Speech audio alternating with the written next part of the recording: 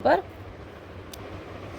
Which of the following is not the type of positive transfer of learning. अब इनमें से कौन सा पॉजिटिव ट्रांसफर ऑफ लर्निंग नहीं है। अब ये नहीं वाले क्वेश्चन जो है ना हर बार पूछे जाते हैं, इनफैक्ट ज़्यादातर यही पूछे जा रहे हैं ताकि बच्चा थोड़ा सा पजल हो। ठीक है, तो ये ध्यान में रखनी है चीज़ें। पहला है लेटरल ट्रांसफ़र। अब ये तो क्या है, लेटरल ट्रांसफ़र जब होता है तो कुछ ना कुछ पॉजिटिव ही होता है, कुछ ऐड ऑन हो रहा है आपकी लर्निंग के अंदर। ठीक है, हेल्प कर रही है आपको कुछ ना कुछ। तो यहाँ पर भी क्या है, हमको तो यही पूछा ना जिसमें पॉजिटिव ट्रांसफ़र नहीं है, तो ये आंसर तो नहीं होगा क्योंकि इसमें तो पॉजिटिव ट्रांसफ़र हो रहा है। सीक्वेंशियल लर्निंग, जैसे आपने पहले प्लस सीखा, फिर उसके बाद आप मल्टीप्लिकेशन सीख रहे हैं। ठीक है, फिर उसके आगे और चीज़ें सीखेंगे, तो सीक्वेंस में जब चीज़ें चलती है ये भी पॉजिटिव ट्रांसफ़र, क्योंकि प्लस क्या है, मल्टीप्लिकेशन में हेल्प कर रहा है। यहाँ पे भी लेटरल में क्या हो रही थी, हेल्प हो रही थी।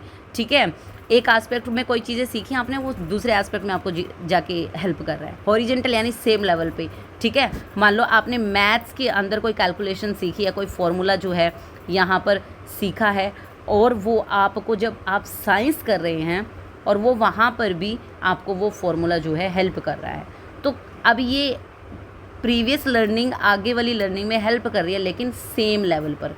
ठीक है, तो ये कौन सा ट्रांसफ़र ऑफ लर्निंग हो जाएगा, हॉरिजेंटल लेवल ऑफ लर्निंग हो जाएगा, हॉरिजेंटल ट्रांसफ़र ऑफ लर्निंग हो जाएगा। अगर इसी को हम बदल देते और वो एक अपर लेवल में आपको हेल्प करता तो वो कौन सा हो जाता, वर्टिकल ट्रांसफ़र ऑफ लर्निंग हो जाता।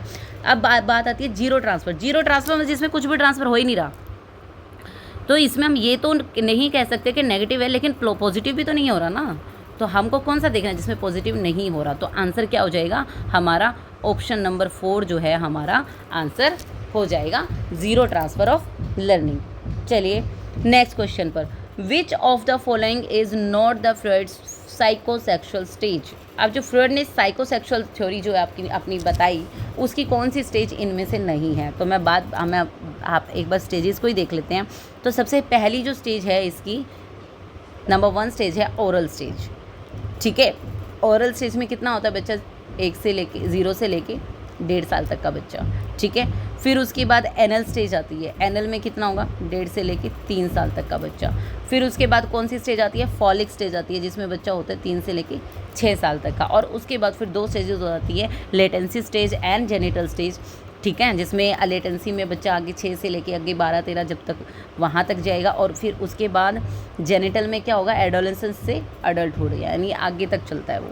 ठीक है, तो ये उन्होंने स्टेजेस जो है फ्रॉइड ने दी है। तो कौन सी स्टेजेस के अंदर नहीं आई, ऑटोनॉमी स्टेज, कोई ऐसी कोई स्टेज होती ही नहीं है, तो that will be our answer. चलिए चलते question number 8। Who stated that psychology is the positive science of conduct of living creature. अब ये किसने बात की है कि साइकोलॉजी जो है वो पॉजिटिव साइंस है, किसकी, कंडक्ट ऑफ लिविंग क्रिएचर की। अब मैं आपको बता दूं कि इसी तरह की सेम स्टेटमेंट जो है वो 2 अलग अलग लोगों ने दी है, लेकिन उसमें थोड़ा सा चेंज किया है। सेम क्या रहेगा, psychology is the positive science of, यहाँ तक का जो पार्ट है वो दोनों का सेम है, लेकिन एक ने कहा कंडक्ट ऑफ लिविंग क्रिएचर और एक ने कहा पॉजिटिव साइंस ऑफ बिहेवियर। ठीक है, तो जिस भी साइकोलॉजिस्ट ने ये बात की कि psychology is the positive science of behaviour, वो किसने बात की थी, जेबी वॉटसन ने। ठीक है, वॉटसन बात करते हैं, जो कि कौन है, फादर ऑफ बिहेवियरिज्म। याद है ना आपको, इसकी मैं एक अलग से वीडियो बनाने वाली हूँ गाइस, जिसके अंदर मैं सारी जितने भी हमारे स्कूल्स ऑफ साइकोलॉजी रहे हैं उनके कौन कौन फादर हैं, किस किस ने क्या कंट्रीब्यूशन किया है, जो भी साइकोलॉजिस्ट रहे हैं वो आप देखना ज़रूर से। तो अभी के लिए इस पे बात कर लेते हैं। जो दूसरे साइकोलॉजिस्ट हैं जिन्होंने साइकोलॉजी को conduct of living creature, positive science of conduct of living creature कहा, इसकी बात की, वो है हमारे सर विलियम मैकडूगल। ठीक है, तो इन्होंने बात की थी। बाकी के 3 नाम जो यहाँ पर है हम उनको भी एक बार देख लेते हैं। सर फ्रांसिस गैल्टन, अभी पीछे क्वेश्चन में हमने बात की, ये क्या है, इन्होंने इंडिविजुअल डिफरेंसेस के बारे में बात की। इन्होंने एक बुक लिखी थी, हेरिडेटरी जीनियस। ठीक है, जो भी थी वहाँ बुक थी। ठीक है, नेक्स्ट है मैक्स वर्दीमर, इन्होंने ये गेटसॉल्ट के बारे में बात की। इन्होंने गेटसॉल्टवाद के फादर कहे जाते हैं, ये फादर ऑफ गेटसॉल्टवाद। ठीक है, नेक्स्ट है विलियम जेम्स, ये फंक्शनलिज्म के फादर कहे जाते हैं। ठीक है, और नेक्स्ट मैकडूगल के बारे में हमने बात कर ही ली, जिन्होंने किसके बारे में बात की कि psychology is the positive science of conduct of living creatures. आप लोगों को समझ में आया यहाँ पर, यहाँ तक? चलिए नेक्स्ट बात कर लेते हैं हम। Question number 19, which of the following is not the type of psychophysical method of study of educational psychology. अब कौन सा नहीं है? अब यहाँ पर देख रहे हैं आप, एक चीज़ नोट करिए कि नहीं वाले क्वेश्चन आए जा रहे हैं। चलिए एक बार इनमें से देख लेते कि कौन सा नहीं है साइकोफिजिकल मेथड। ठीक है, अब देखिए सबसे पहला है the method of minimal changes और मेथड ऑफ लिमिट्स। ठीक है, तो ये साइकोफिजिकल मेथड ऑफ कोर्स है। ठीक है, नेक्स्ट है the method of constant stimuli, ये भी है। द मेथड ऑफ एवरेज और मीन एरर, ये भी है। लेकिन मॉडिफाइंग द इंडिविजुअल एटीट्यूड, ये ऑप्शन जो है हमारा नहीं है। तो हमने कौन सा पूछा? जो नहीं है वही पूछा ना, तो that will be our right answer. ठीक है, तो ये हमारा राइट आंसर हो जाएगा। चलिए मूव करते हैं नेक्स्ट क्वेश्चन पर। नेक्स्ट क्वेश्चन है knowledge is constructed by transforming, organizing and reorganizing previous knowledge. This best explain the idea of which of the following. ठीक है, आप देखो यहाँ पे आपको कुछ नाम दिख रहे हैं, पियाजे, वाइगोत्स्की, फ्रॉड, बांदुरा। ठीक है, अब इनमें से बांदुरा, इनमें से किससे रिलेटेड आपको ये बात लग रही है? अब देखो किस चीज़ की बात हो रही है? नॉलेज। पहले आप उसको ट्रांसफॉर्म करते हैं, फिर ऑर्गेनाइज करते हैं, फिर रीऑर्गेनाइज करते हैं। आपको ऐसा नहीं लग रहा कि ये यहाँ पर जब आप ट्रांसफॉर्म करते हैं यानी कि जोड़ रहे हैं अपनी दिमाग में नॉलेज को, ये स्कीमा की बात हो रही है ना? Schema, room of knowledge, block of knowledge, building of knowledge, फिर ऑर्गेनाइजिंग। जो भी आपके पास नॉलेज है उसमें आप और ऐड ऑन कर रहे हैं, चीज़ों को ऑर्गेनाइज कर रहे हैं। यहाँ पर क्या हो रहा है? एसिमिलेशन हो रहा है। ठीक है, फिर उसके बाद रीऑर्गेनाइजिंग प्रीवियस नॉलेज। अब आपने जो चीज़ सीखी है उसके अंदर कुछ और ऐड ऑन करने के बजाय आपको उसको मॉडिफाई करना है। हो सकता है आपने गलत चीज़ सीख ली, या हो सकता है जो उससे अलग कुछ आपको सीखना है, तो रीऑर्गेनाइज करना है। रीऑर्गेनाइज मतलब मॉडिफाई की जब हम बात करेंगे, तो मॉडिफाई जब होगा तब क्या होगा? हम किसकी बात? एडेप्टेशन की बात करेंगे। तो ये सारे वर्ड, एसिमुलेशन, स्कीमा, एडेप्टेशन, ये कौन करता है बात? ये बात करते हैं पियाजे। ठीक है, इन्होंने इसके बारे में बात की है, ना कि वाइगोत्स्की, फ्रॉड एंड बांदुरा। क्या है? ऑब्जर्वेशनल लर्निंग की बात करते हैं, मॉडलिंग की बात करते हैं, है ना, और इमिटेशन की बात करते हैं। फ्रॉड ने साइकोसेक्सुअल थ्योरी की बात की है। ठीक है, वाइगोत्स्की जो है कल्चरल डेवलपमेंट थ्योरी की बात की है इन्होंने। ठीक है, तो ये सारी बातें इन्होंने की हैं, तो पियाजे जो हैं वो इस स्टेटमेंट से रिलेट करते हैं।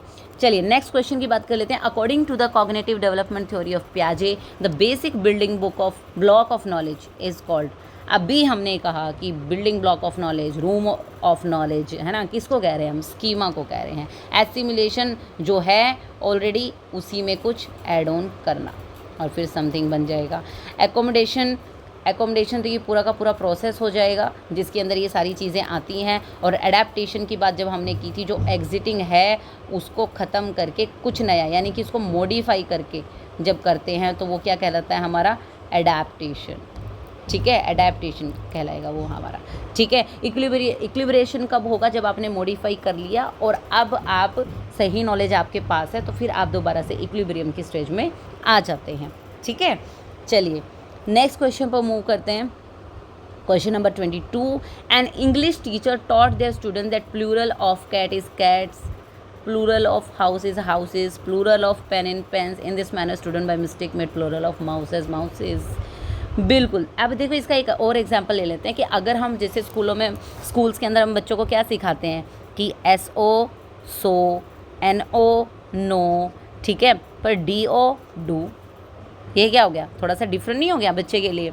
तो हो सकता है कि जब SO सो, NO नो, यानी कि O की साउंड आ रही है हर किसी में, पीछे O लगाना है, तो बच्चा क्या होगा? बच्चे ने ये दोनों जब चीज़ें सीखी तो उससे जब DO की बात आएगी तो वहाँ पर भी वो हो सकता है इसको डो बना दे, यानी O का ही साउंड यहाँ पर यूज़ कर ले, लेकिन जो कि क्या है? गलत है, यानी मिस्टेक से कर रहे हैं। तो यहाँ पर कौन सा ट्रांसफ़र हो रहा है? जो पहले जो उसने सीखा उसका कौन सा ट्रांसफ़र हो रहा है? नेगेटिव, है ना, क्योंकि वो उसको सीखने में हेल्प करने की बजाय क्या कर रहा है? मिस्टेक्स करा रहा है, उसको हिंड्रेंस मतलब डिफ़िकल्टी क्रिएट कर रहा है। तो इसको क्या कहेंगे हम? नेगेटिव ट्रांसफ़र ऑफ लर्निंग, तो आंसर क्या हो जाएगा? Negative transfer. ठीक है, चलिए, विच of the following is objective determinants of attention. अब ऑब्जेक्टिव डिटर्मिनेंट्स ऑफ अटेंशन क्या है इनमें से? चलिए, इंटरेस्ट, हैबिट, क्यूरियोसिटी। अब ये तीनों चीज़ें किससे रिलेटेड है? क्या ये कोई ऑब्जेक्ट है या ऑब्जेक्ट से रिलेटेड है? नहीं, ये तीनों ही चीज़ मैं बता दूं आपको, ये क्या है? सब्जेक्टिव है। ठीक है, तो फिर ऑब्जेक्टिव क्या बचा? Duration of stimulus. पहले से स्टिमुलस कुछ भी हो सकता है, ये कोई भी ऑब्जेक्ट हो सकता है। ठीक है, अब उसका जो ड्यूरेशन होगा वो कितना लंबा चलेगा और उसके ऊपर फिर अटेंशन जाएगा कि नहीं जाएगा, है ना, वो डिपेंड करेगा। तो वो किस पर डिपेंड करेगा? ऑप्शन नंबर 4 पे, ड्यूरेशन ऑफ स्टिमुलेशन पर। ठीक है, सब्जेक्टिव जो है यहाँ पर, जो सब्जेक्टिव डिटर्मिनेंट्स है वो क्या रहेंगे? Interest, habit, curiosity. ये कौन से डिटर्मिनेंट्स है? सब्जेक्टिव डिटर्मिनेंट्स है। नेक्स्ट क्वेश्चन है, Murray's thematic appreciation test is related to which theory of personality. तो जो मूरे का जो टेस्ट है, TAT, जिसको हम टैट भी बोलते हैं, ना तो ये ट्रेट थ्योरी से रिलेटेड है, ना ये टाइप थ्योरी से रिलेटेड है, ना ही ये ट्रेट एंड टाइप थ्योरी से रिलेटेड है। तो ये रिलेट करता है साइको एनालिटिकल थ्योरी से। ठीक है, जो सिगमंड फ्रॉइड की जो थ्योरी है, ठीक है, ये उससे रिलेट करता है। ठीक है, ना कि किसे रिलेट नहीं करता? ट्रेट थ्योरी और टाइप थ्योरी से। ठीक है, तो this will be our right answer. चलिए नेक्स्ट पे चलते हैं। Which of the following IQ range of moderate mental retarded children. अब मैं आपको यहाँ पर बता दूँ कि जो मेंटल रिटार्डेड चिल्ड्रन हैं उसकी भी 3 कैटेगरीज दी गई हैं। 3 कैटेगरीज हैं। एक तो है माइल्ड, जो हल्के से, ठीक है, जो एक एवरेज बच्चा है वो ठीक है, फिर एक बिलो एवरेज हो गया, कोई बात नहीं, एवरेज से थोड़ा कम है। लेकिन जो उससे भी नीचे आ जाए उसको हम कहेंगे थोड़ा सा मेंटल रिटार्डेड है, लेकिन थोड़ा सा है, हल्का सा, है ना, थोड़ा सा। इसकी हम बात करें तो क्या कितना है ये? थोड़ा सा बोल सकते हैं इसको हम हिंदी में अगर मैं बात करूं। फिर उसके बाद आता है मीडियम, ठीक है, और उसके बाद आता है सीवियर। ठीक है ना। अब यहाँ पर माइल्ड कौन सा है, मीडियम कौन सा है, सीवियर कौन सा है, ये मैं आपको बता देती हूँ। तो माइल्ड कौन सा आएगा? ऑप्शन नंबर 1, ये माइल्ड मेंटल रिटार्डेड चिल्ड्रन है। लेकिन क्योंकि हमें पूछा है मॉडर्न मेंटल रिटार्डेड चिल्ड्रन के बारे में, तो हमारा आंसर क्या हो जाएगा? Option number 2, this will be our right answer. ठीक है, और इससे भी अगर जो नीचे चला जाएगा बच्चा वो सीवियर में आ जाएगा, और उससे भी बिलो 20 की अगर बात करें तो बच्चा किस में आ जाएगा? इडियट वाली कैटेगरी में आ जाएगा, है ना। तो यहाँ पर तो उससे नीचे तो फिर आप बिल्कुल ही सीरियस समझ सकते हैं उस चीज़ को। ठीक है, चलिए नेक्स्ट क्वेश्चन पर चलिए। विच of the following is not the type of life styles for the development of personality given by Adler. तो एडलर ने जो है हमें 4 लाइफ स्टाइल्स के बारे में बताया है, 4 टाइप उन्होंने दिए हैं, तो वो मैं आपको बता देती हूँ कौन कौन से दिए हैं। नंबर 1 उन्होंने बताया ruling type, number 2 go getting type, number 3 escaping type, and number 4 बताया सोशली यूजफुल टाइप। ठीक है, जो सोशली यूजफुल है। ठीक है, तो कौन सा इनमें से नहीं दिया? ये नहीं दिया है, लेजी टाइप उन्होंने नहीं दिया है, तो that will be our right answer. ठीक है, चलिए नेक्स्ट चलते हैं। How many cards are use in Rorschach inkblot test. तो कितने कार्ड यूज़ होते हैं बेटा? 10 कार्ड्स जो हैं वो यहाँ पर यूज़ होते हैं। Next question, which of the following is not a type of personality given by Spranger in values point of view. ठीक है, तो स्प्रेंजर ने कौन सा नहीं दिया है यहाँ पे पर्सनैलिटी टाइप, यहाँ पर उसकी बात कर लेते हैं। तो बेटा जी थ्योरेटिकल उसने दिया है, इकोनॉमिक उसने दिया, एस्थेटिक उसने दिया है, एथलेटिक की उसने बात बिल्कुल नहीं की, तो that will be our right answer. जो एथलेटिक कोई पर्सनैलिटी टाइप उसके अकॉर्डिंग होता ही नहीं है, स्प्रेंजर के अकॉर्डिंग। नेक्स्ट है, which of the following is the subordinate law of learning given by Thorndike. अब थॉर्नडाइक ने 2 तरह के लॉ दिए थे, एक तो प्राइमरी लॉज और दूसरा सबॉर्डिनेट। अब प्राइमरी लॉज कौन कौन से? 3 हैं। अब यहाँ पर आप देख पा रहे हैं कि चारों जो ऑप्शंस हैं वो हैं तो थॉर्नडाइक के ही, लेकिन प्राइमरी कौन सा है, सेकेंडरी कौन सा है, ये देखना है आपने। तो जो लॉ ऑफ रेडीनेस है ये भी प्राइमरी है। ठीक है, लॉ ऑफ एक्सरसाइज ये भी प्राइमरी है, एंड लॉ ऑफ इफेक्ट ये भी प्राइमरी है। ये तीनों के तीनों प्राइमरी लॉज हैं। लॉ ऑफ रेडीनेस क्या बात करता है कि बच्चा तैयार है कि नहीं लर्निंग के लिए। स्टूडेंट तैयार होना चाहिए लर्निंग के लिए, तभी आप उसको सिखा पाओगे। ठीक है, लॉ ऑफ एक्सरसाइज जितना आप उस जो भी आप उसको सिखाना चाहते हैं अगेन एंड अगेन, बच्चा जितनी उसकी प्रैक्टिस करेगा उतना ही वो ज़्यादा सीख पाएगा। लॉ ऑफ इफेक्ट कि जिन भी एक्टिविटीज़ की, बच्चे की जो भी एक्टिविटीज़ है जिनको रीइंफोर्स किया जाएगा, उसके बाद उसको या तो प्रेज़ किया जा रहा है, कोई रिवॉर्ड दिया जा रहा है, तो उसका जो इम्पैक्ट है वो क्या होगा, पॉजिटिव इम्पैक्ट पड़ेगा। बच्चा उसको बार बार करने की कोशिश करेगा, वही एक्शंस जो हैं रिपीट होंगे बच्चे के द्वारा। ठीक है, तो ये तीनों ही प्राइमरी लॉज है जिनके बारे में थॉर्नडाइक ने बात की है। लेकिन लॉ ऑफ मेंटल सेट जो है वो उसका कौन सा लॉ है, सबऑर्डिनेट लॉ है, ना कि प्राइमरी लॉ। तो ये हमारा हो जाएगा राइट आंसर। ठीक है, चलिए नेक्स्ट क्वेश्चन पे बात कर लेते हैं। लास्ट क्वेश्चन है, which of the following is not the true characteristics of adolescence. Adolescence के बारे में हमने कई बार बातें की हैं। ठीक है, एक बार फिर से यहाँ पर देख लेते हैं। अब यहाँ पर भी ये ध्यान देना कि कौन सी नहीं है। ठीक है, चलिए सबसे पहले adolescence is the transitional stage between childhood and adulthood. बिल्कुल है, ट्रांजिशन लाती है, चेंज लाती है। ठीक है ना, किससे कहाँ पर जाते हैं, चाइल्डहुड से एडल्टहुड की ओर जाते हैं। ठीक है, in adolescence there is a vague individual status, यानी कि इंडिविजुअल डिफरेंस इसको हम बोल सकते हैं। क्या बोल सकते हैं, इंडिविजुअल डिफरेंस। बिल्कुल है। उसके बाद adolescence is the threshold of adulthood, तो ये भी हम कह सकते हैं। थ्रेशोल्ड क्या है, दहलीज।